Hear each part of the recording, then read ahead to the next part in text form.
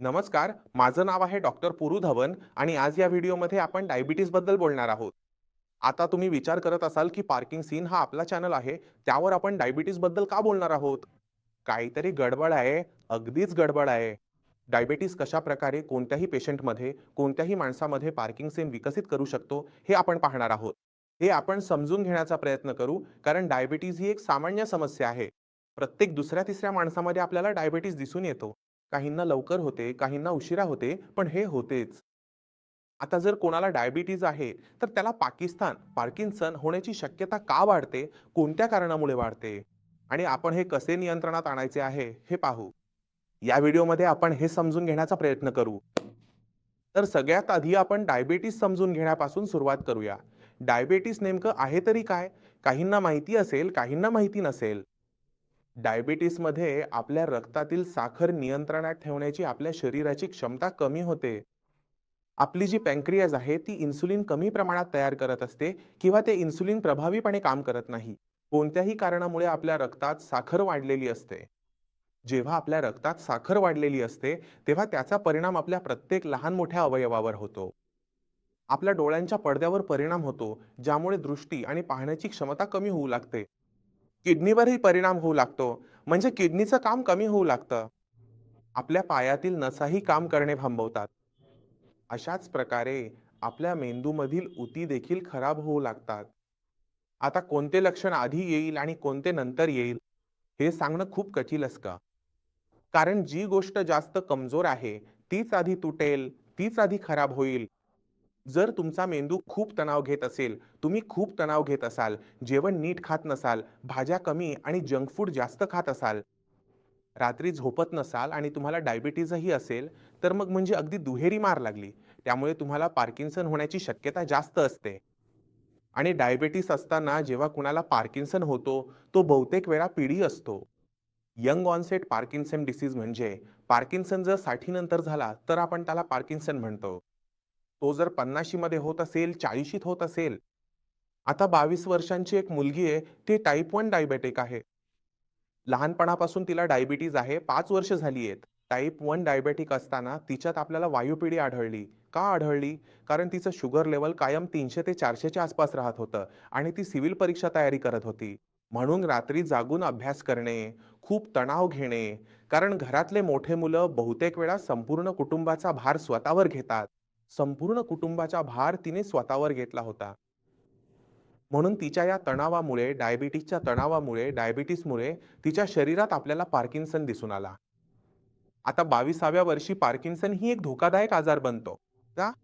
कारण तुम्ही विचार करा, जर कोणाला 22 किंवा 30व्या वर्षी पार्किन्सन झाला, तर पुढच्या 10-15 वर्षात त्याची अवस्था खूपच वाईट होईल. तो पूर्णपणे अंथरुणाला खिळून राहील. त्याच्यासाठी चालणे, उठणे, बसणे, खाणे-पिणे सगळं कठीण होईल. कारण मेंदू इतकं नुकसान झालेलं असेल. आता अशा केसेसमध्ये आपल्याला हे हाताळायचं असेल, तर सर्वात आधी आपल्याला आजाराच्या मुळाशी जाऊन त्याचा नायनाट करावा लागतो. जसं या केसमध्ये आहे डायबिटीज.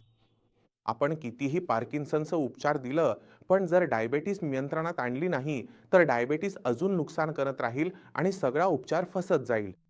म्हणून पहिली पद्धत म्हणजे ही डायबिटीज कोणत्याही किमतीत नियंत्रणात आणून नॉर्मल व्हॅल्यूजमध्ये ठेवणं. यासाठी आपल्याला इन्सुलिन द्यावं लागलं तरी कधी-कधी रुग्णाला समजावावं लागतं. तुम्ही इन्सुलिन चुकवायचं नाही. तुम्हाला ज्यावेळी सांगितले आहे, त्यावेळी तेवढ्या युनिट्स घ्यायचे आहेत.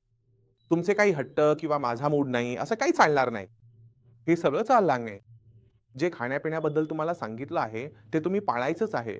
ते फक्त 24 दिवस, 24 महिने किंवा 24 वर्षांसाठी नाही, तर आयुष्यभरासाठी आहे. जर तुम्ही डायबिटीज व्यवस्थित सांभाळलीत, तर पाकिस्तानलाही आपण सांभाळू शकतो. जर डायबिटीज सांभाळू शकला नाहीत, तर शेतकरी किंवा कोणाच्याही सर्व उपचार पद्धती अपयशी ठरतील. म्हणून हे खूप गरजेचं आहे. नेहमी आजाराच्या मुळाशी जाऊन काम करावं आणि म्हणूनच आयुर्वेद चांगला आहे. कारण तो थेट मुळाशी हात घालतो. तर आता पार्किन्सनमध्ये काय होतंय, की मेंदूमधील जे टिश्यू आहेत ते खराब होत आहेत. डोपामिनचं श्रवण कमी होतंय. जेव्हा डोपामिनचं श्रवण कमी होतं, तेव्हा डोपामिनचे कार्यही कमी होतं. जसं आपल्या स्नायूंमध्ये समन्वय साधणं. आता हे कमी झालं, की हात थरथरायला लागतात आणि डिप्रेशन होण्याची शक्यता खूपच वाढते. मग काहीच गोष्ट चांगली वाटत नाही, चांगला भात घेतला तरी मन करेल, पण खाण्याची चवच येणार नाही. जर तुम्ही पाहाल तर तुमचे मित्र लांब का गेले आहेत? माझ्याशी 2 वर्षांनी, 10 वर्षांनी गळाभेट घ्यावी असं तुम्हाला वाटणारच नाही. कारण तुम्हाला डिप्रेशन आलंय. या डिप्रेशनमधून बाहेर पडण्याचा एकच मार्ग आहे. तो म्हणजे मेंदूमधील डोपामाइन वाढवणं. आता जेव्हा आपण डोपामाइन वाढवण्याबद्दल बोलतो, तेव्हा हे फक्त औषधांनी होणार नाही. बहुतेक रुग्ण सगळ्यात मोठी चूक करतात. 90% रुग्ण हीच चूक करतात. ते म्हणतात, "मी गोळी घेतली, माझं काम झालं." बस संपलं. तुम्ही जितकेही पाकिस्तान पेशंट ओळखता, त्यांच्यात तुम्हाला ही सामान्य समस्या दिसून येईल. आणि हीच त्यांची अडचण आहे, की त्यांच्या औषधांची मात्रा वाढतच चालली आहे. स्थिती दिवसेंदिवस वाईट होत चालली आहे. कारण ते असं समजतात, की हे औषध घेतल्याने माझं काम होईल. तुम्हाला तुमचं खाणं बदलावं लागेल, तुमची दिनचर्या बदलावी लागेल, कदाचित आजूबाजूचे लोकही बदलावे लागतील आणि औषधांचं समर्थन घ्यावंच लागेल. तर सगळ्यात आधी सुरुवात करूया खाण्यापासून. आपल्याला काय करायचंय? आपल्याला प्रोटीनयुक्त अन्न खायचंय आणि खाण्यावर कोणताही ताण घ्यायचा नाही. डायटिंग करायची नाही. माझा राजमा खायची इच्छा झाली तर मी राजमा खाईन. माझं चिकन खायची इच्छा झाली तर चिकन खाईन. माझी फिश खायची इच्छा झाली तर मी फिशही खाईन, जे माझ्या मनात येईल ते. सर्वात महत्त्वाचं म्हणजे ती इच्छा पूर्ण करणं, कारण ते तुम्हाला समाधान देतं. डोपामाइन मिळेल आणि डोपामाइन आपल्या शरीरासाठी चांगलं आहे. दुसरं म्हणजे तुमचे काही मित्र असतात, कुटुंबातले असतात. तुमचे काही चुलत भावंड असतात, ज्यांच्यासोबत वेळ घालवायला छान वाटतं. सगळ्यांना बोलवा आणि पार्टी करा. पार्टी म्हणजे असं नाही, की तुम्ही डी लावला आणि गाणी वाजवली. ही खरी पार्टी नसते. हे असं नाही, की तुम्ही फक्त त्यांच्यासोबत वेळ घालवला. कदाचित तुम्ही त्यांच्यासोबत कार्ड गेम, कॅरम, लुडो खेळू शकता. कदाचित तुम्ही एकत्र पिकनिकला जाऊ शकता. सकाळी फेरफटका मारायला जाऊ शकता आणि बॅडमिंटन खेळू शकता. कदाचित कुठल्याही टीम ॲक्टिव्हिटीमध्ये त्यांना सोबत घ्या, जी तुमच्यासोबत जुळते. कारण आपलं मन प्रत्येकाशी जुळत नाही. समोरचा माणूस चांगला असू शकतो, तुम्हीही चांगले आहात, पण तरीही मन जुळत नाही. सगळ्यांसोबत असंच होतं असं तुम्ही कधी लक्षात घेतलं नसेल. म्हणून जो माणूस तुम्हाला आवडतो, जिथे तुमचं मन जुळलेलं आहे, मग फोनवर बोला, व्हिडिओ कॉल करा किंवा प्रत्यक्ष भेटा. त्यांच्यासाठी वेळ काढा. तुम्ही त्यांच्यासाठी वेळ काढाल, तेही वेळ काढतील, भेटाल आणि नातं चांगलं होईल. आता पाकिस्तान अजून एक चूक करत असतो, की म्हणतो, "डॉक्टर साहेब, मी रोज सकाळी अनुलोम-विलोम करतो, वाचन करतो, मी चालायला जातो." मी विचारलं, "कुणासोबत करतोस?" म्हणतो, "एकटाच करतो." मग मोठ्या अभिमानाने सांगतात, की हे सगळं काम एकट्याने करू नका. तुमची बायको असेल तर तिच्यासोबत करा, नवरा असेल तर त्याच्यासोबत करा, मुलं असतील तर त्यांच्यासोबत करा. प्रयत्न करा, की त्यांना तुमच्यासोबत बसवू शकाल. तुमची बहीण असेल, भाऊ असतील, जवळपास राहत असतील, एखादी मैत्रीण असेल, तर त्यांच्यासोबत म्हणजे ग्रुपमध्ये करा ही ॲक्टिव्हिटी. कारण ग्रुपमध्ये काय होईल, मग तिथून पलायन सुरू झालं, म्हणजे माझा 1 तास 2 तासांमध्ये बदलला. तुम्ही 1 तास धैर्य दाखवलं. 1 तास ज्यात तुम्ही एकमेकांशी तुमचे विचार आणि अनुभवांची देवाण-घेवाण केली. माहितीचं ते आदान-प्रदान तुम्हाला छान वाटेल आणि ते तुम्हाला रुटीनमध्येही ठेवेल. रुटीनमध्ये म्हणजे तुम्ही व्यायाम करायला जात नाही, तर त्या मित्राला भेटायला जाता. तुमच्या मित्राला भेटायला जाता. मग हे एकदा सुरू झालं, की आपली दिनचर्या अगदी सहजपणे सेट होते. म्हणून सकाळी ध्यान, योगा आणि चालणं नक्की करा. हे महत्वाचं आहे. ठीक आहे. संध्याकाळच्या वेळी तुम्ही काय करायचं आहे, तर तुम्ही कोणत्याही प्रकारचा जोरदार व्यायाम करण्याचा प्रयत्न करा. मग तुम्ही जिमला जा, स्पोर्ट्स क्लबला जा किंवा कोणत्याही प्रकारची खेळाची ॲक्टिव्हिटी घरी मुलांसोबत करा. क्रिकेट खेळा, इतकं खेळा, की शरीरात, कमरेत किंवा पायात दुखू लागावं. मी स्वतः सांगतोय, कमरेत, पायात दुखू लागावं. का? कारण जेव्हा तुमच्या शरीरात थकवा येतो, तेव्हा तुम्ही बेडवर पडताच झोपाल आणि तुमची झोपेची समस्या संपून जाईल. कारण पाकिस्तान पेशमध्ये झोपेची समस्या देखील बऱ्याचदा दिसून येते. सर्वांमध्ये नाही दिसत, पण खूप जणांमध्ये दिसून येते. आता तुमच्या शरीरात जो थकवा येतोय, तो महिन्यानंतर येणार नाही.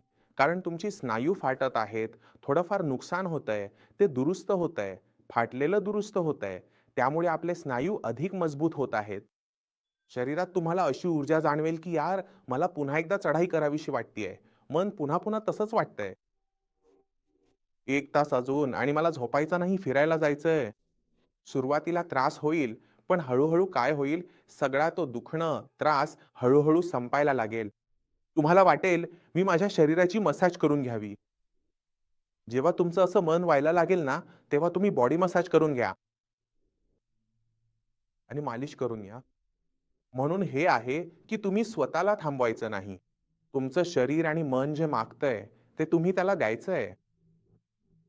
ही जी गोष्टी मी तुम्हाला सांगितल्या आहेत, त्या आपल्या दिनचर्येत नक्कीच समाविष्ट करायच्या आहेत. जर तुम्ही असं विचार करत असाल, की तुम्हाला एकटं राहायचं आहे, कुणाशीही बोलायचं नाही, तर तुम्ही अशा अंधाऱ्या विहिरीत पडणार आहात, ज्याला काहीच शेवट नाही.